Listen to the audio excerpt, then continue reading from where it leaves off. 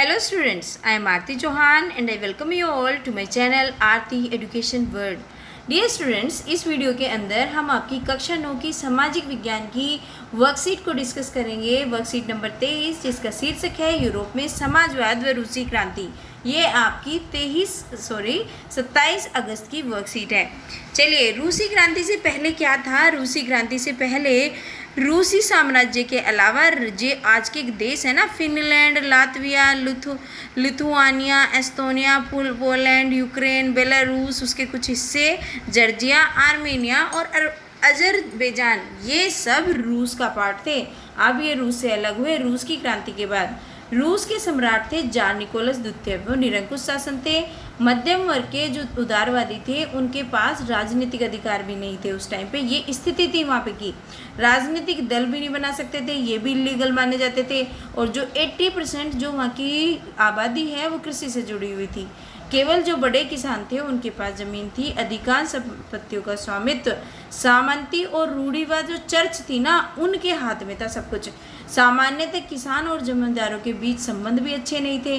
किसान लगान नहीं देने और ज़मीन पर अगर कब्जा करने के लिए क्या करते रहते थे? विद्रोह करते रहते थे। क्योंकि वहाँ की भौगोलिक परिस्थितियाँ खराब हैं, इसलिए तो वर्ष में एक ही फसल उगाई जाती थी। सेंट पीटर्सबर्ग और मॉस्को में बहुत तेज़ी से लौह इस्पात उद्योग और कोयला खनन उद्योग बन रहे थे। जो मजदूर वर्ग है उसकी स्थिति बड़ी खराब थी। उन्हें बहुत लंबे टाइम तक काम करना पड़ता था। ज़्यादातर मजदूर क्या करते थे? जब खेती का टाइम आता था, क्योंकि सीजनल खेती थी, साल में एक बार होती थी, तो क्या करते थे? गांव लौट जाते थे। अब वहाँ पे परंपरा थी कि जो रूसी किसान हैं अक्सर अपनी ज़मीन को जो कम्यून होते थे या मीर होते थे उनको दे देते थे और मिलकर साथ में सामूहिक रूप से खेती करते थे। यही सामूहिकता की भावना समाजवादी क्रांति के लिए प्रेरक आधार बनी। मतलब आप ये समझिए, ये जो सामूहिकता की भावना है, यहीं से सामाजिक क्रांति, समाजवादी क्रांति जो थी उसका शुरुआत हुई। यही उसकी प्रेरणा स्रोत बनी। उदारवादी, सामाजिक, डेमोक्रेटिक और सामाजिक क्रांतिकारी खराब आर्थिक परिस्थितियों के साथ निरंकुश शासन को समाप्त कर समाजवादी शासन और संसद द्वारा शासन चाहते थे। इसका मतलब ये है, जो उदारवादी विचारधारा के लोग हैं वे चाहते थे कि जो शासन है वो राजतंत्र न रहे, निरंकुश शासन न रहे। यहाँ पे लोगों के हितों के लिए एक समाजवादी शासन बने और संसद द्वारा शासन बने। ठीक है। रूस में समाजवाद कैसे कैसे हुआ? देखो, रूसी सामाजिक लोकतांत्रिक जो श्रमिक पार्टी है उसका गठन हुआ 1898 में, 1898 में। फिर किसानों ने भी अपनी 1900 में एक समाजवादी क्रांतिकारी पार्टी बना ली। 1903 में रूसी लोकतांत्रिक श्रमिक पार्टी बनी और जिसके दो हिस्से बन गए बाद में, बोल्शेविक और मंशेविक। ठीक है, इसमें दो पार्ट में डिवाइड हो गई है। देखो, खूनी रविवार और 1905 की क्रांति क्या है? जब ये विद्रोह चल रहा था, परिवर्तन की मांग बढ़ रही थी, तो श्रमिकों का जो मजदूर थे उनका एक जुलूस जार के महल में पहुंच गया। जो जार निकोलस जो वहाँ के राजतंत्र थे, जो निरंकुश शासक थे वहाँ के, तो जुलूस पर, क्योंकि पुलिस किसका कहना मानेगी? उसका ही मानेगी ना जो वहाँ का शासक है। तो जार के कहने पर पुलिस ने जुलूस पर हमला कर दिया और 100 से ज़्यादा कार्यकर्ता मर गया। इसी वजह से इसको खूनी रविवार कहा जाता है। और जब क्रांति का इतना दबाव बढ़ा तो जार ने क्या किया? एक निर्वाचित संसद को निर्माण करने की, मतलब उन्होंने अनुमति दे दी कि एक संसद बना लो, एक संसद बनेगी अब। ठीक है, क्योंकि विद्रोह बढ़ गया था, अब वो कुछ नहीं था उसके हाथ में, तो उसने तब अनुमति दी कि ठीक है संसद बना लो, क्योंकि वहाँ की संसद का नाम क्या है? ड्यूमा। तो उसकी अनुमति दे दी। आप देखो, प्रथम विश्व युद्ध का क्या दिया गया है प्रश्न। जब प्रथम विश्व युद्ध हुआ तो रूस पर इसका बहुत प्रभाव पड़ा, जैसे कि युद्ध का प्रभाव सब पर पड़ता है। जर्मनी और ऑस्ट्रेलिया में रूसी सेना बुरी तरह से हार गई और 1914 से 1917 के बीच युद्ध में खेती और उद्योगों पे भी बहुत प्रभाव पड़ा।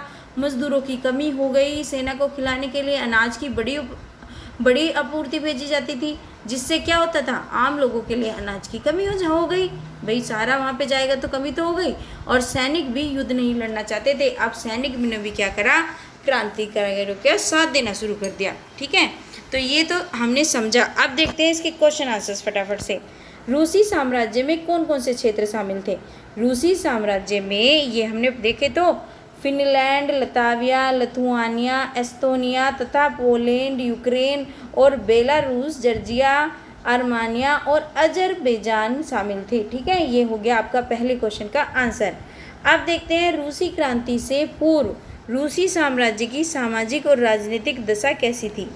रूसी क्रांति से पहले रूस में सामाजिक और आर्थिक स्थिति बड़ी ही खराब थी, अत्यंत शोचनीय थी। वहाँ पर राजतंत्र था, श्रमिक पर बहुत अत्याचार होता था। रूसी सम्राट जो थे जार निकोलस, वो निरंकुश शासक थे और मध्यम वर्ग के उदारवादियों के पास राजनीतिक अधिकार भी नहीं थे। अभी हमने पढ़ा, जो केवल बड़े किसान थे, किसानों के पास जमीन थी। अधिकांश जो संपत्तियों का स्वामित्व सामंती और रूढ़िवादी चर्च के पास था। अकाल ने अपना दामन फैला रखा था और लोग कीड़े मकोड़ों की तरह मर रहे थे, क्योंकि जो आबादी थी कृषि पर डिपेंड थी और कृषि भी इतनी नहीं होती थी, है ना, सब चीज़ों की कमी पड़ी हुई थी।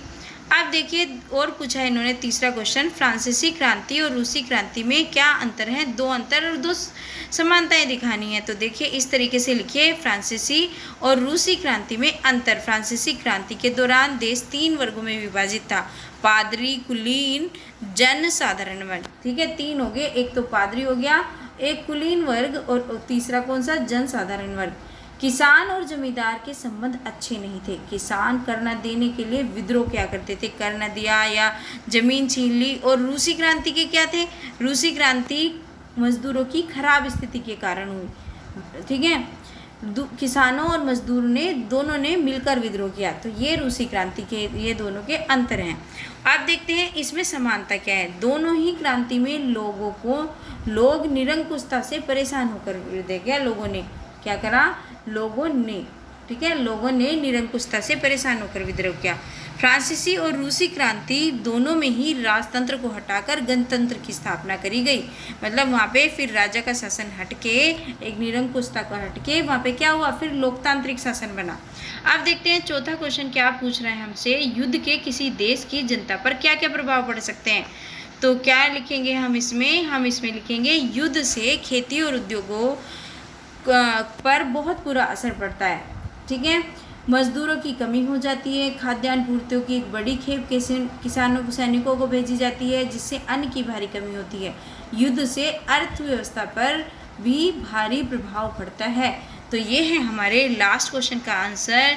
डियर स्टूडेंट्स, अगर आपको वीडियो अच्छी लगी है, आपको थोड़ी सी भी हेल्प मिली है, तो प्लीज़ चैनल को सब्सक्राइब कर दीजिए, वीडियो को लाइक कर दीजिए और अपने सारे फ्रेंड्स को भेजना बिल्कुल ना भूलना। Thank you so much.